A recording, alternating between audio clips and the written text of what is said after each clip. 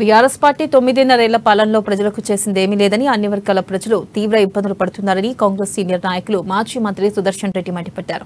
కేసీఆర్ పాలనలో అనేక ఫ్యాక్టరీలు మూసివేశారని, కొత్త ప్రాజెక్టులు లేవని, ఉద్యోగాలు లేవని తెలిపారు. రాహుల్ గాంధీ 3 రోజుల బస్సు యాత్రలో భాగంగా నిజామాబాద్ జిల్లాకు రానున్నారని అన్నారు. రాహుల్ బస్సు యాత్రను ప్రజలు పెద్ద ఎత్తున పాల్గొని విజయవంతం చేయాలంటున్న సుదర్శన్ రెడ్డితో మా నిజామాబాద్ ప్రతినిధి Naveen face to face. Rahul Gandhi మూడు రోజుల బస్సు యాత్రలో భాగంగా నిజామాబాద్ జిల్లాకు రేపు చేరుకుంటున్నారు. అయితే రాహుల్ గాంధీ నిజామాబాద్ జిల్లా బస్సు యాత్ర షెడ్యూల్ ఎలా ఉంటుంది, దీనిపై మాట్లాడడానికి కాంగ్రెస్ పార్టీ సీనియర్ నాయకులు మాజీ మంత్రి సుదర్శన్ రెడ్డి గారు ఉన్నారు. వీరు అడిగి మరుచుకు చెప్పండి సార్, రేపు రాహుల్ గాంధీ బస్సు యాత్ర ఉంది, ఎవరెవరు పాల్గొంటున్నారు, రూట్ మ్యాప్ ఎలా ఉంటుంది? రాహుల్ గాంధీ వస్తా ఉన్నారు, రేవంత్ రెడ్డి గారు వస్తున్నారు, మన ఇన్ఛార్జ్ ఠాక్రే గారు వస్తా ఉన్నారు. రేపు జగిత్యాల మెట్పల్లి నుంచి కొరట్ల నుంచి 3 గంటల వరకు మన కమ్మనపల్లి వస్తారు. అక్కడి నుంచి అది ఏ మండల్ మోర్తాడు మండల్లో రోడ్ షో చేస్తారు. చేసి ఆ తర్వాత ఆర్మూర్కి వచ్చి కార్నర్ మీటింగ్ చేస్తారు. మోర్తాడులో కూడా కార్నర్ మీటింగే. ఈ విధంగా చేసుకుంటూ 5 గంటల వరకు, బహుశా 5:30 వరకు నిజామాబాద్ వస్తారు. నిజామాబాద్ లో పబ్లిక్ గార్డెన్ నుంచి పాదయాత్ర చేసి శివాజీనగర్ థియేటర్, రాజరాజేందర్ థియేటర్ వరకు పాదయాత్ర చేసి అక్కడ ప్రజలను ఉద్దేశించి మాట్లాడతాడు.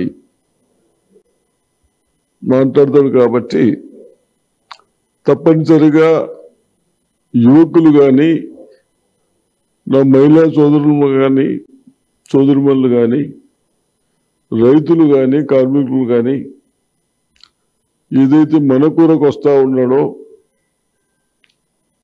దాన్ని గమనించి ఈ ప్రభుత్వాలని, మనకు బీజేపీ కానీ బీఆర్ఎస్ కానీ గత 9 సంవత్సరాల నుంచి మనది ఇబ్బంది పెడతా ఉన్నారే, ఆ ఇబ్బందులను విని దానికి జవాబు చెప్పుకునే విధంగా ఆయన ఆలోచించుకుని వస్తూ ఉన్నారు. కాబట్టి ఇంత కష్టపడి మేము తెలంగాణ తెలంగాణ ఇచ్చిన తర్వాత ప్రజలని ఇబ్బంది పాలవుతా ఉన్నారు. ఉద్యోగాలు లేవు, వ్యవసాయం జరగలేదు, కార్మికులకు పనులు లేవు. ఇవన్నీ మనము ముందు చెప్పాం. తెలంగాణ కంటే ఇవన్నీ మేము సాధించుకుంటామని అన్నాం.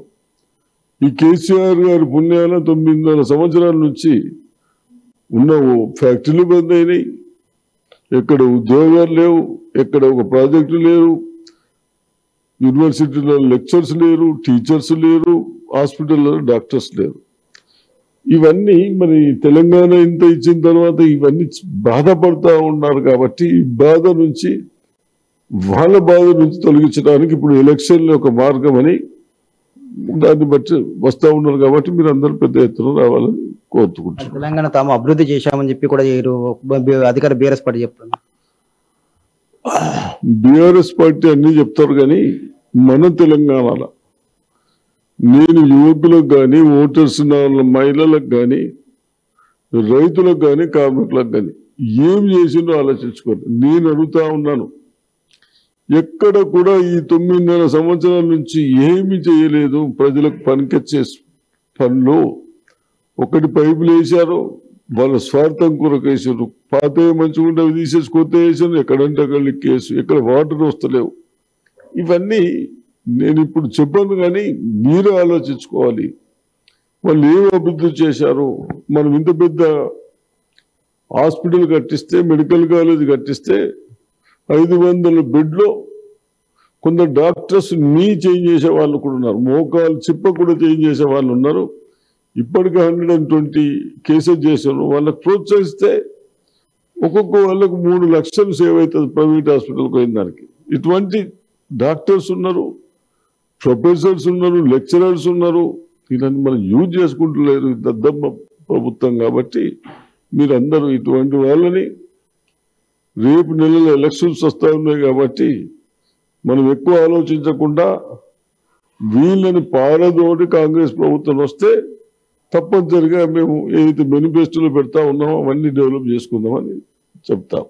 ప్రధానంగా రేపు ఇటు బస్సు యాత్ర రాహుల్ గాంధీ బస్సు యాత్ర నిజామాబాద్ జిల్లా కమ్మర్పల్లి నుండి ప్రారంభమవుతుంది. ముఖ్యంగా నిజామాబాద్ జిల్లాకు చేరుకుంటుందని చెప్పి చెప్తున్నారు. అయితే ఈ బస్సు యాత్రలో భాగంగా ప్రతి ఒక్క వర్గానికి చెందిన ప్రజలు కూడా పెద్ద ఎత్తున రావాలని చెప్తున్నారు.